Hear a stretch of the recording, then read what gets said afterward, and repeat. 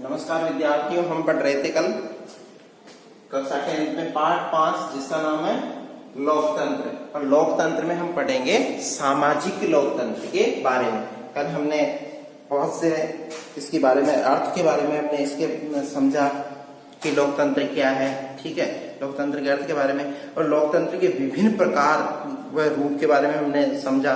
और जो इसके विभिन्न प्रकार व रूप है जिसके अंदर ये दे रखा है कि जिसमें राजनीतिक लोकतंत्र के बारे में हमने अध्ययन किया। और आज हम जो अध्ययन करेंगे वो क्या होगा? सामाजिक लोकतंत्र। सामाजिक लोकतंत्र के बारे में हमें अध्ययन करना। अब देखो, सामाजिक लोकतंत्र से अभिप्राय ये चीज बताई गई है कि समाज के एक प्रकार के रूप में लोकतंत्र।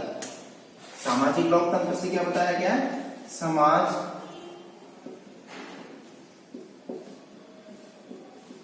के प्रकार, समाज के प्रकार के रूप में लोकतंत्र,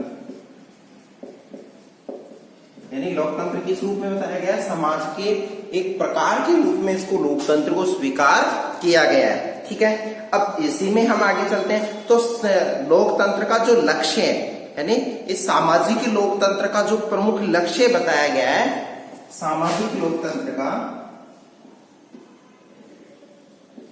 सामाजिक लोकतंत्र का प्रमुख लक्ष्य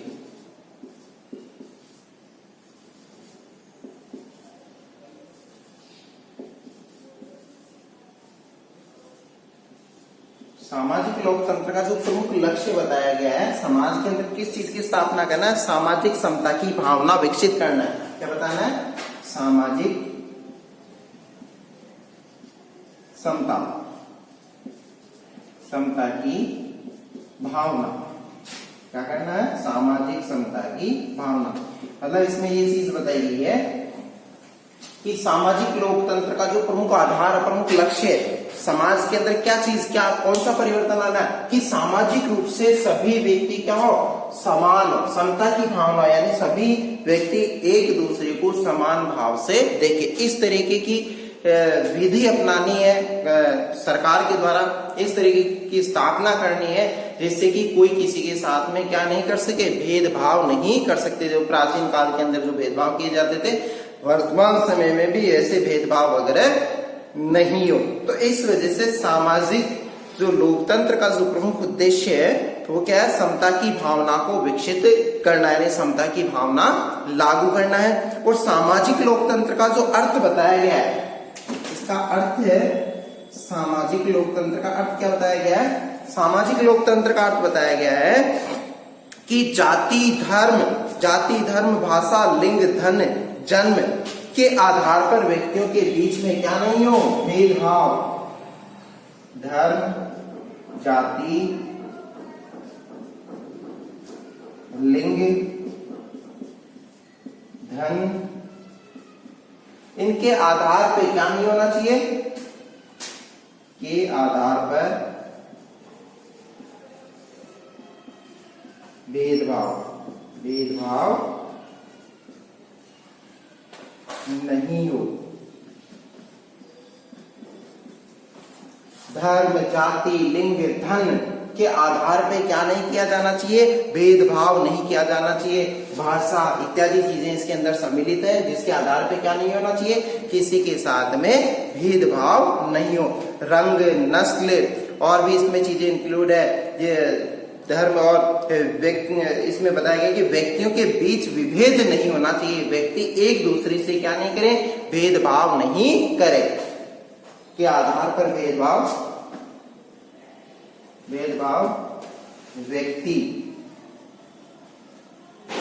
व्यक्ति नहीं करे, यानी व्यक्ति क्या नहीं हो? व्यक्तियों के द्वारा भेदभाव नहीं होना चाहिए। तो इस तरीके से बताया गया है कि सामाजिक जो लोकतंत्र है उसका प्रमुख आधार ये इसमें अर्थ बताया गया है कि धर्म, जाति, लिंग, भाषा, नस्ल, रंग, भाषा के आधार पर किसी व्यक्ति एक दूसरे से क्या नहीं करे? भेदभाव नहीं करे। ऐसा इस पाठ के माध्यम से मैं यानी सामाजिक लोकतंत्र के माध्यम से बताया गया है। ठीक है। अब दूसरी चीज है कि इसमें ये चीज बताएगी कि सामाजिक लोकतंत्र की स्थापना के लिए दो बातें आवश्यक है। सामाजिक लोकतंत्र स्थापित करना है, उसके लिए दो महत्वपूर्ण बातों का होना आवश्यक है। सामाजिक लोकतंत्र के लिए दो महत्वपूर्ण बातें कौन सी है?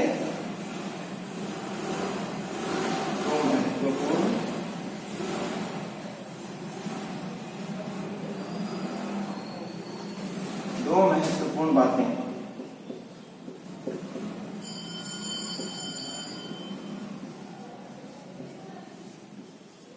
अब सामाजिक लोकतंत्र की स्थापना के लिए दो महत्वपूर्ण बातें कौन सी हैं? जिसमें बताएगी कि धर्म, जाति, नस्ल, भाषा, लिंग, धन के आधार पर समाज में मौजूद विशेषाधिकारों की व्यवस्था का अंत किया जाए। नंबर 1, धर्म, जाति, लिंग, धन के आधार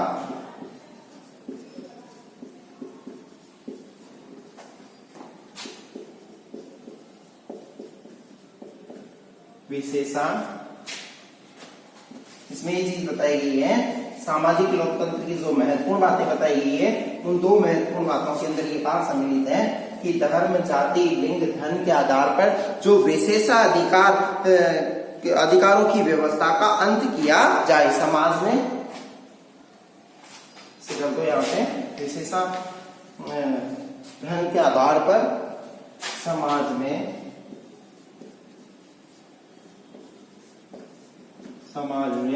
विशेषा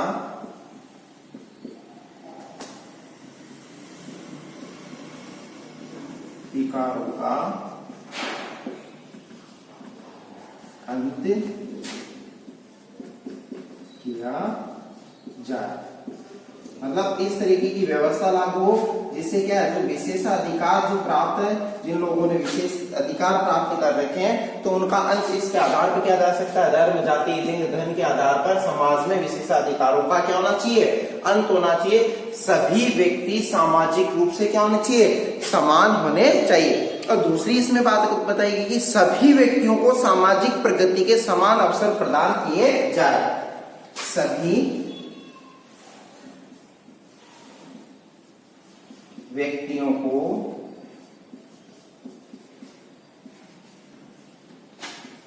सामाजिक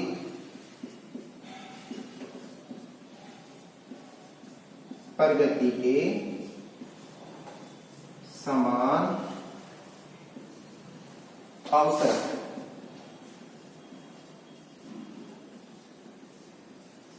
उपलब्ध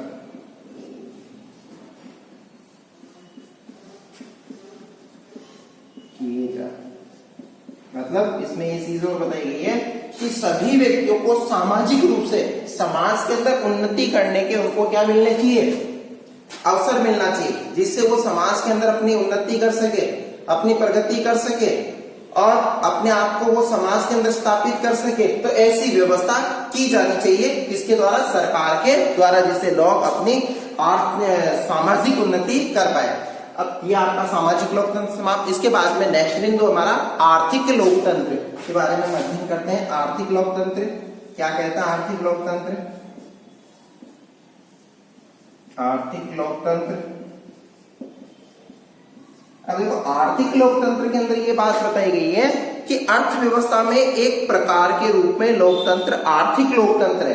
अर्थव्यवस्था के अंदर क्या करना है?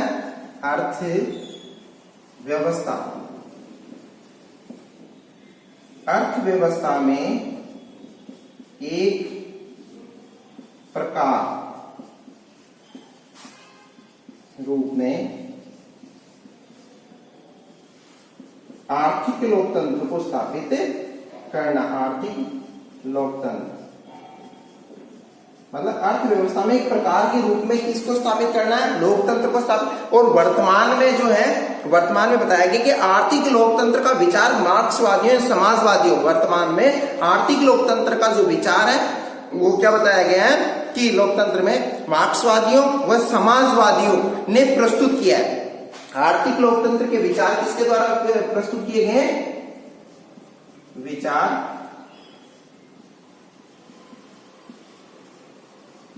किन्होंने दिए? मार्क्सवादियों ने।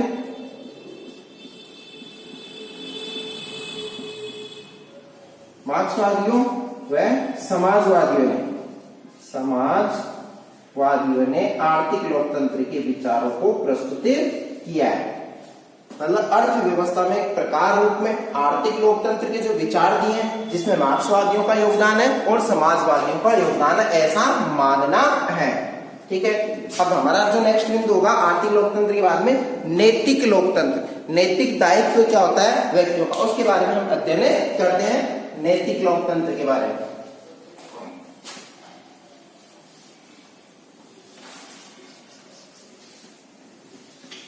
अब देखो नैतिक लोकतंत्र क्या है। नैतिक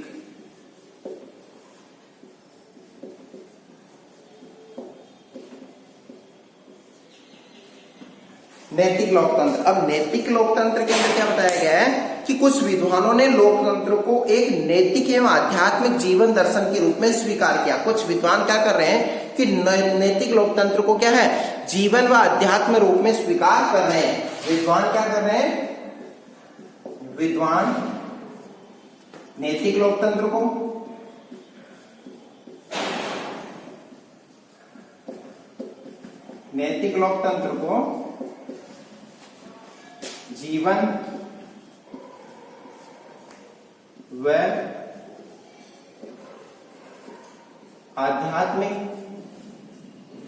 जीवन व आध्यात्मिक रूप में स्वीकार रहे हैं। मतलब कुछ विद्वानों का ऐसा मानना है, वो विद्वान क्या कह रहे हैं कि जो नैतिक लोकतंत्र है वो जीवन व आध्यात्मिक रूप से उनको जीवन में और आध्यात्मिक रूप से उसको क्या है, स्वीकार किया गया है विद्वानों के द्वारा। किसको? नैतिक लोकतंत्र को। नैतिक लोकतंत्र को जीवन में भी उन्होंने अपनाने की कोशिश की है और अध्यात्म रूप में भी उसको स्वीकार किया है, धर्म के रूप में भी उनको स्वीकार किया है। अब नैतिक जो लोकतंत्र है उसके अंदर और बताया गया है कि इसमें ये चीज बताई गई कि नैतिक दृष्टिकोण को ही नैतिक लोकतंत्र कहा जाता है। जो नैतिक हमारा जो उत्तरदायित्व है, हमारी जो सोचने विचारने की जो क्षमता है, उसे क्या बताया गया? नैतिक दृष्टिकोण को, मतलब नैतिक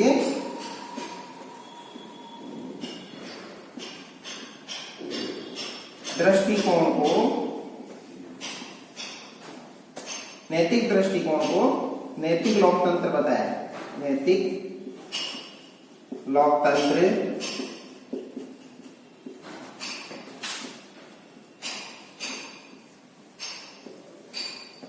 नैतिक दृष्टिकोण को नैतिक लोकतंत्र माना है। नैतिक दृष्टिकोण है व्यक्तियों का, उसे ही किस रूप में स्वीकार किया है? नैतिक लोकतंत्र के रूप में स्वीकार किया है मानव के द्वारा, व्यक्तियों के द्वारा। और मानव मूल्यों को ही समाज व शासन का मूल्य आधार माना है। मानव मूल्यों को क्या माना है? मानव मूल्यों को समाज का आधार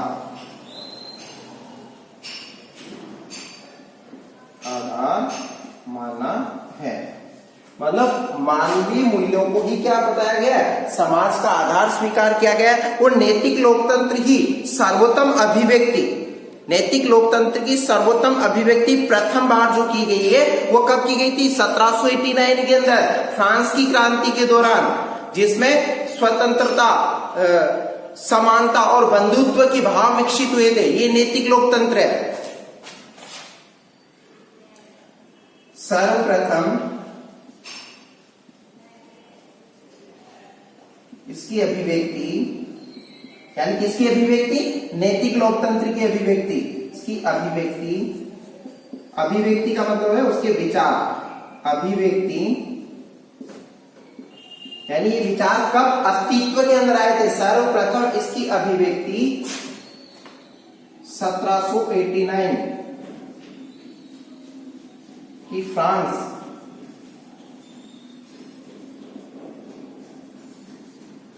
क्रांति के समय, यानी सर्वप्रथम इसकी जो अभिव्यक्ति है 1789 1789 की फ्रांस क्रांति के दौरान, फ्रांस की क्रांति के समय ये विचार लोगों के जहन के अंदर आए।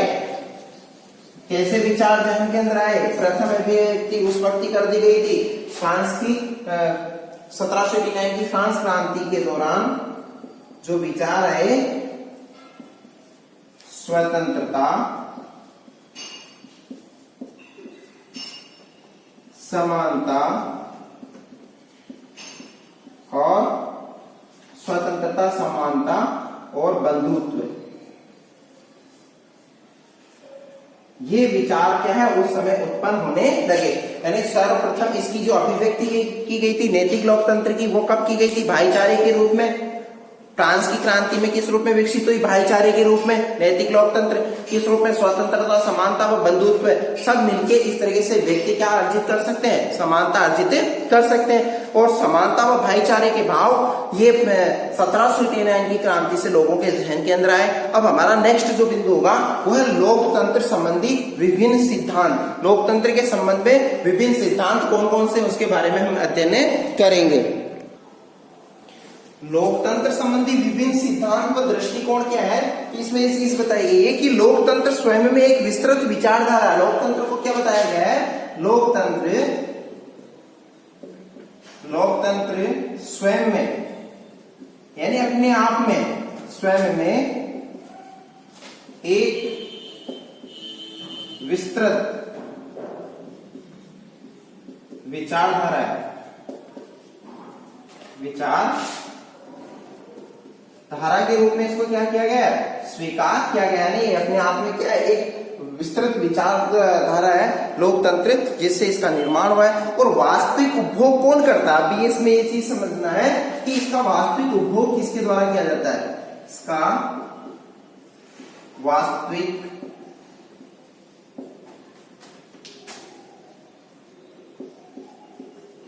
उपभोग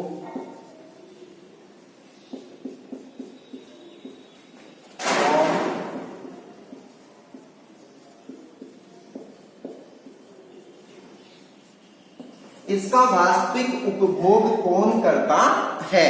ठीक है। और दूसरी चीज इसमें बताएगी कि सत्ता का वास्तविक उपभोग सत्ता का वास्तविक उपभोग किस वर्ग के द्वारा किया जाना चाहिए। मतलब इसमें बताएगी कि इसका लोकतंत्र का वास्तविक उपभोग किसके द्वारा किया जा रहा है? तो सत्ता का जो सत्ता है, सत्ता का वास्तविक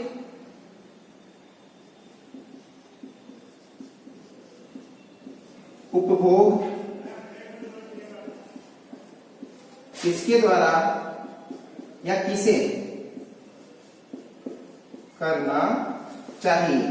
मतलब ये चीज बताई गई इसके अंदर कि सत्ता का वास्तविक उपभोग किसे करना चाहिए। मतलब सत्ता तो है, सरकार है, लेकिन इसका वास्तविक जो प्रयोग है किस पे होना चाहिए? कौन इसका उत्तरदायी, किसके लिए सत्ता बनी है, कौन इसके लिए कार्य करेगा। तो ये सब कुछ बातें इसके अंदर बताई गई। लोकतंत्र संबंधी विभिन्न सिद्धांत अलग अलग हो सकते हैं, दृष्टिकोण है, अलग अलग व्यक्तियों की अलग सोच होती है। तो लोकतंत्र स्वयं में एक विस्तृत बहुत बड़ी विचारधारा के रूप में, और इसका वास्तविक उपभोग कौन करता है, इसका वास्तविक उपभोग किसके द्वारा किया गया है, और सत्ता का जो वास्तविक उपभोग है वो किसे करना चाहिए। यानी जो सत्ता है, सत्ता का वास्तविक उपभोग किसके द्वारा किया जाना चाहिए, ये चीज इसके अंदर बताई गई है। ठीक है। अब हम पढ़ेंगे इसके जो विभिन्न रूप है। इसमें पहला जो रूप है, यानी लोकतंत्र संबंधी जो विभिन्न सिद्धांत है, सिद्धांत एवं दृष्टिकोण के अंतर्गत पहला है लोकतंत्र का परंपरागत उदारवादी सिद्धांत। पहला कौन सा है? लोकतंत्र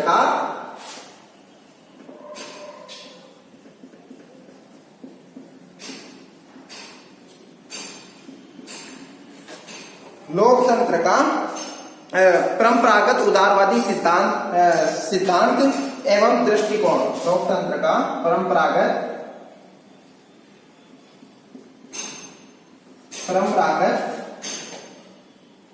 एवं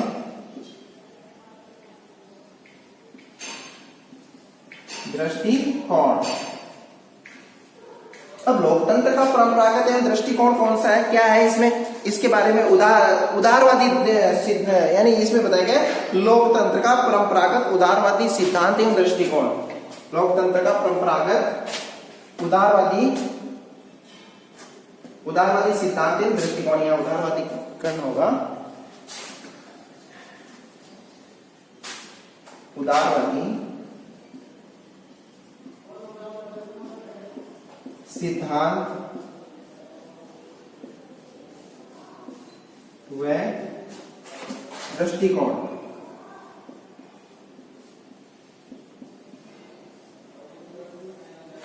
लोकतंत्र का परंपरागत उदारवादी सिद्धांत व दृष्टिकोण के बारे में हम अध्ययन करते हैं। इसका क्या है, अब देखो इसमें ये चीज बताई गई है, लोकतंत्र का उदारवादी परंपरागत उदारवादी सिद्धांत एवं इसका जो दृष्टिकोण, उसमें ये चीज बताई गई कि लोकतंत्र का पश्चिमी सिद्धांत अथवा लोकतंत्र का लोकप्रिय सिद्धांत भी कह दिया जाता है। मतलब इसे क्या कह दिया जाता है, लोकतंत्र का इससे पश्चिमी सिद्धांत भी इसको बता दिया गया है। मतलब परंपरागत सिद्धांत को क्या बताया गया, इसको पश्चिमी सिद्धांत के रूप में भी क्या किया गया, स्वीकार किया गया, और लोकप्रिय सिद्धांत भी कह सकते हैं इसको। पश्चिमी सिद्धांत में लोकप्रिय सिद्धांत भी कह सकते हैं।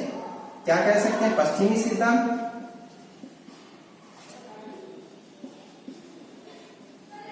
और दूसरा इसी के अंदर पश्चिमी सिद्धांत और दूसरा लोकप्रिय, ये लोकप्रिय सिद्धांत भी हो सकता है। लोकप्रिय सिद्धांत किस रूप में हो गया, ये पश्चिमी सिद्धांत व लोकप्रिय सिद्धांत के रूप में भी है। कौन सा, लोकतंत्र का परंपरागत उदारवादी सिद्धांत को किस रूप में स्वीकार किया, पश्चिमी सिद्धांत को लोकप्रिय सिद्धांत के रूप में भी इसको क्या है, माना है। और दूसरी चीज इसके अंदर ये चीज बताई गई है कि उदारवादी सिद्धांत के प्रमुख विचारक, अब जो इसको जो मानने वाले हैं, उदारवादी जो सिद्धांत उसके प्रमुख विचारक भी हैं, उन विचारकों ने माने विचारक माने जाते हैं, जिसमें कौन कौन से, हर्बर्ट स्पेंसर है, ठीक है, और जेफरसन है, और मॉन्टेस्क्यू है, टीएस ग्रीन है। तो ये प्रमुख क्या है, लोकतंत्र के उदारवादी प्रमुख विचारक हुए हैं, इसके प्रमुख विचारक भी हुए हैं, ठीक है। अब नेक्स्ट हमारा जो बिंदु होगा वो है कि इसमें ये चीज बताई गई है कि लोकतंत्र का बहुलवादी सिद्धांत एवं दृष्टिकोण। नेक्स्ट हमारा बिंदु है लोकतंत्र का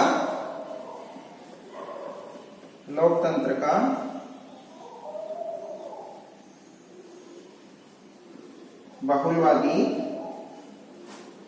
सिद्धांत और दृष्टिकोण, सिद्धांत व दृष्टिकोण, ठीक है। अब लोकतंत्र का बहुलवादी सिद्धांत से मतलब है कि लोकतंत्र के बहुलवादी सिद्धांत दृष्टिकोण का मूल आधार बहुलवादी विचारधारा। लोकतंत्र का बहुलवादी सिद्धांत से क्या तात्पर्य बताया गया कि लोकतंत्र का बहुलवादी सिद्धांत एवं दृष्टिकोण से तात्पर्य बताया गया कि बहुलवादी विचारधारा, क्या बताया गया इसमें, बहुलवादी तो प्रदान किया है विचारधारा।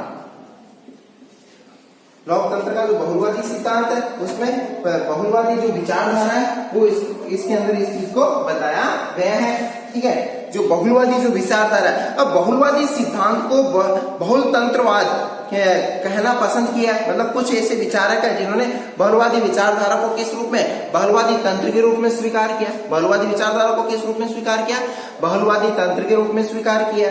तथा इसमें एक और चीज बताई गई है कि निजी समूह तथा हित समूह अपनी भागीदारी निभाते हैं। राज्य की शक्ति के अंदर किसकी भूमिका होती है, बहुलवादी सिद्धांत के अंदर निजी समूह इसके अंदर अपनी भागीदारी निभाते हैं, जिसमें राष्ट्र की शक्ति के अंदर निजी समूह अपनी भागीदारी निभा रहे हैं, हित समूह अपनी भागीदारी निभा रहे हैं। इस वजह से भी इसको बहुलवादी सिद्धांत के रूप में स्वीकार किया है। नेक्स्ट बिंदु हमारा लोकतंत्र का विशिष्ट वर्गीय अभिजन वर्गीय, लोकतंत्र का विशिष्ट वर्गीय,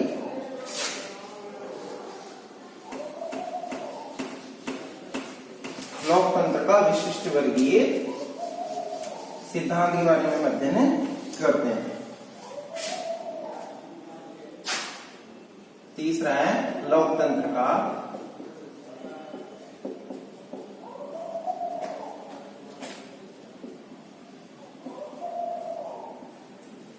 विशिष्ट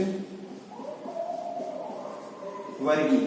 और विशिष्ट वर्ग को किस रूप में स्वीकार किया, इसको अन्य नाम अभिजन नाम भी दिया गया, अभिजन वर्ग भी पता है इसको, अभिजन वर्ग के रूप में भी ये जाना जाता है। यानी विशिष्ट वर्ग को किस रूप में स्वीकार किया है कि लोकतंत्र का जो विशिष्ट वर्गीय सिद्धांत है उसको विशिष्ट वर्ग को अभिजन वर्ग के रूप में भी जाना जाता है। अभिजन के नाम से भी इसको संबोधित किया गया है राजनीति की भाषा के अंदर। ठीक है, अब देखो लोकतंत्र का विशिष्ट वर्गीय जो सिद्धांत है और जो दृष्टिकोण है उसमें चीज बताइए, लोकतंत्र के इस सिद्धांत की संपूर्ण विचारधारा का केंद्र अभिजन है। यानी इस विशिष्ट वर्गीय अभिजन के लोकतंत्र के विशिष्ट वर्गीय अभिजन जो सिद्धांत है, सिद्धांत एवं दृष्टिकोण है, इसके अंदर बताया गया है कि संपूर्ण विचारधारा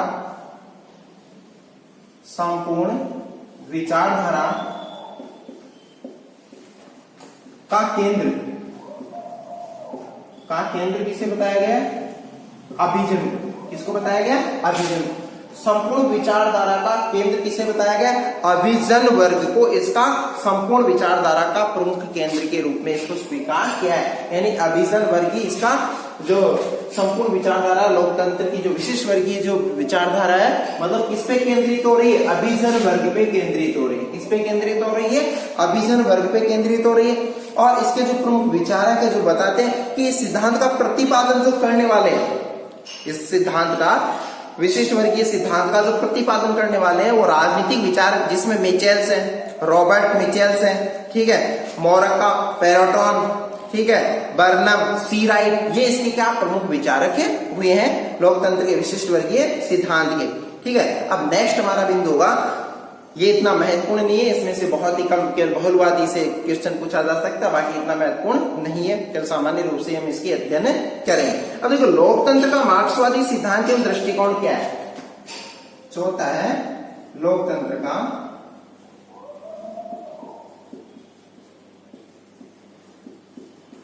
मार्क्सवादी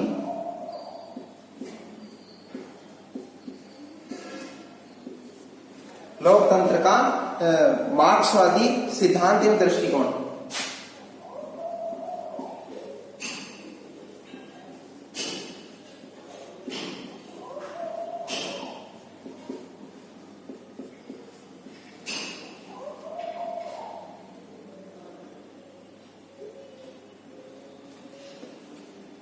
लोकतंत्र का मार्क्सवादी सिद्धांत व दृष्टिकोण।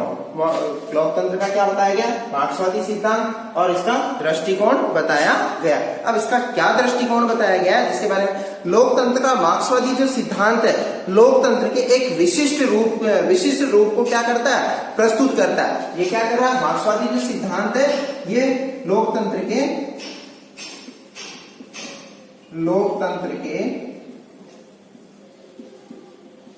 विशिष्ट रूप को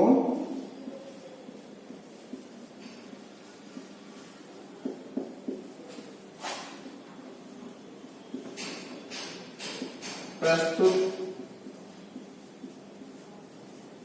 करता है। लोकतंत्र के विशिष्ट रूप को क्या करता है? प्रस्तुत करता है। लोकतंत्र का मार्क्सवादी जो सिद्धांत व दृष्टिकोण क्या बताया गया कि लोकतंत्र के विशिष्ट रूप को इसके द्वारा क्या किया गया है? प्रस्तुत किया गया है। और प्रस्तुत जो किया गया है जो अपनी प्रकृति से एक प्रकार का आर्थिक लोकतंत्र, यानी अपनी प्रकृति से क्या बताया गया है? प्रकृति से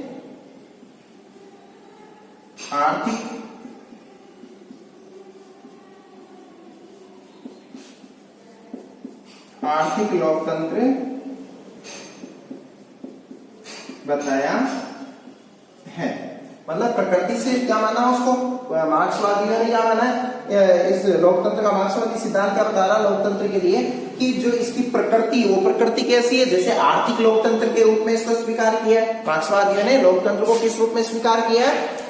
इसको आर्थिक लोकतंत्र के रूप में स्वीकार किया। मार्क्सवादियों ने इसे जनवादी लोकतंत्र कहना पसंद किया है। मार्क्सवादियों ने लोकतंत्र को किस रूप में? मार्क्सवादियों ने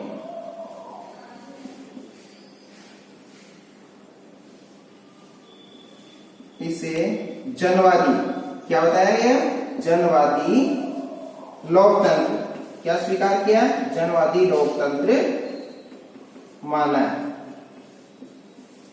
इसको यानी जनवादी का मतलब होता है कि जनता द्वारा निर्वाचित है, यानी जनता द्वारा स्थापित लोकतंत्र है। तो मार्क्सवादियों ने इसे जनवादी लोकतंत्र के रूप में भी क्या किया है, तो लोकतंत्र को स्वीकार किया। यानी लोकतंत्र संबंधी जो विभिन्न सिद्धांत है उसके अंदर ये बताया गया है कि मार्क्सवादी इसे जनवादी लोकतंत्र के रूप में क्या कर रहे हैं, स्वीकार कर रहे हैं, इसे कह रहे हैं कि ये जनवादी लोकतंत्र।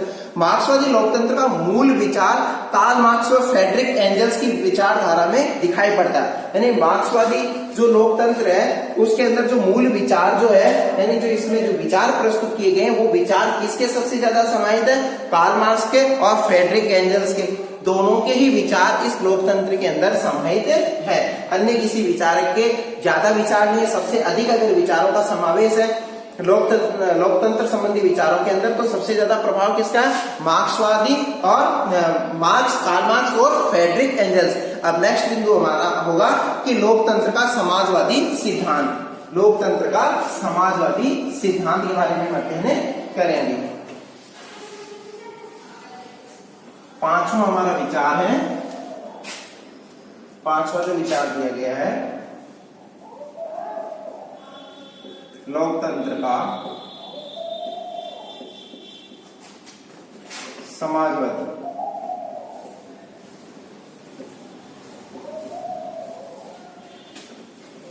सिद्धांत। लोकतंत्र का समाजवादी जो सिद्धांत है इसमें एक चीज प्रस्तुत की गई है कि लोकतंत्र समाजवादी सिद्धांत लोकतंत्र के उदारवादी सिद्धांत तथा मार्क्सवादी सिद्धांत दोनों का ही समन्वय बताया गया है। इसमें मार्क्सवादी सिद्धांत,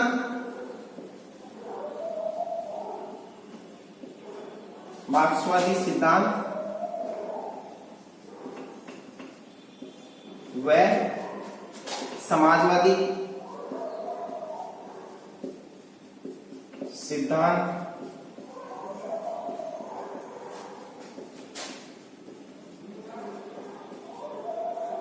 दोनों का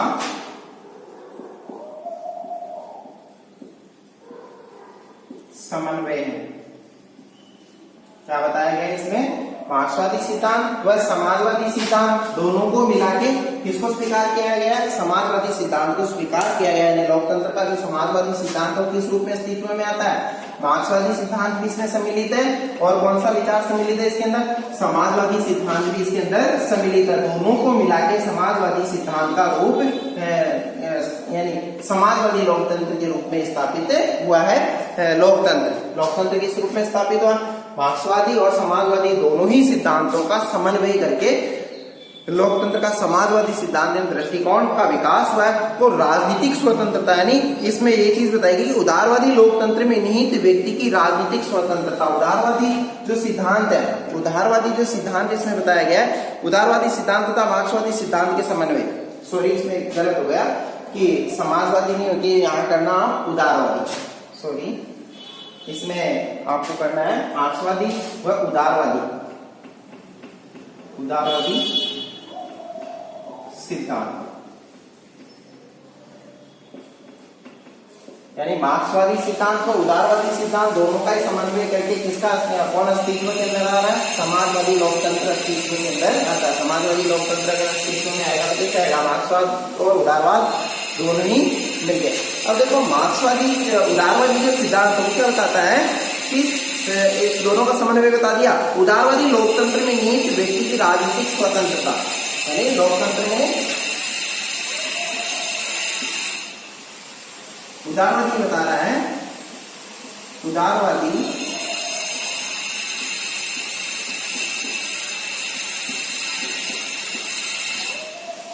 लोकतंत्र में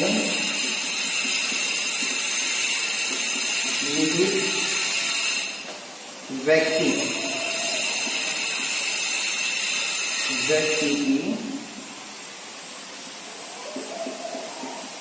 राजनीतिक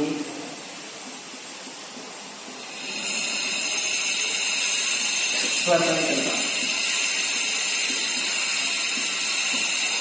यानी उदारवादी लोकतंत्र में क्या निहित रहती है, व्यक्ति की राजनीतिक स्वतंत्रता उसमें समाहित रहती है। जिसकी व्यक्ति की राजनीतिक स्वतंत्रता इसमें समाहित रहती है। मार्क्सवादी लोकतंत्र में निहित आर्थिक समानता, और ये तो उदारवादी लोकतंत्र के अंदर होगा। यही बात अगर मार्क्स की जाए तो मार्क्सवादी जो है इसमें ये चीज बताई गई है। मार्क्सवादी क्या बताते हैं? मार्क्सवादी लोकतंत्र में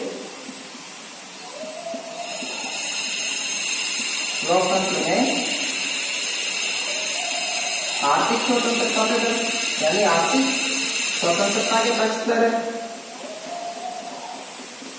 क्या बताते हैं? आर्थिक स्वतंत्रता के लिए बताते हैं कि आर्थिक स्वतंत्रता आवश्यक है। लोकतंत्र के अंदर क्या है? आर्थिक स्वतंत्रता, ये मार्क्सवादियों का दृष्टिकोण है। ठीक है, तो और इस तरीके से अब लोकतंत्र का समाजवादी सिद्धांत लोकतंत्र के जिस स्वरूप पर बल देता है उसे प्राय लोकतांत्रिक समाजवाद भी कहा जाता है। लोकतंत्र का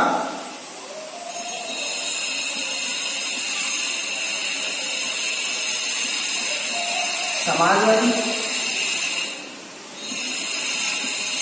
लोकतंत्र का क्या बताया गया? लोकतंत्र का समाजवादी सिद्धांत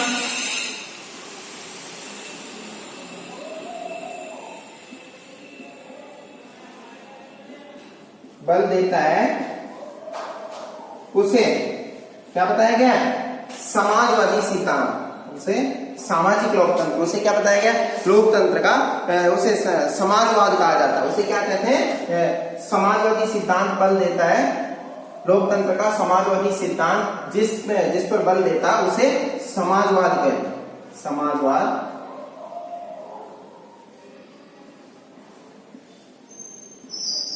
क्या कहते हैं? उसे समाजवाद कहते हैं। उसे समाजवाद बताया गया है। और दूसरी चीज कि ये सिद्धांत क्रांति एवं हिंसा के साधनों के स्थान पर विकासवादी एवं संवैधानिक साधनों में विश्वास करता है। मतलब ये क्रांति, ये सिद्धांत किस पे विश्वास कर रहा है? ये सिद्धांत क्रांति व हिंसा को नहीं अपना रहा है। क्रांति व हिंसा को नहीं अपनाते हुए किस पे बल देता है? किस चीज को स्वीकार कर रहा है? कि जो लोकतंत्र के जो संवैधानिक साधन है उनसे ही लोकतंत्र स्थापित किया जा सकता है। संवैधानिक साधनों से ही लोकतंत्र की स्थापना की जा सकती है। समाज के अंदर सामाजिक लोकतंत्र तभी स्थापित हो सकता है जब उसमें हिंसा और क्रांति नहीं हो और संवैधानिक साधनों का अधिक से अधिक प्रयोग उसके अंदर किया जा रहा हो, तभी क्या स्थापित किया जा सकता है?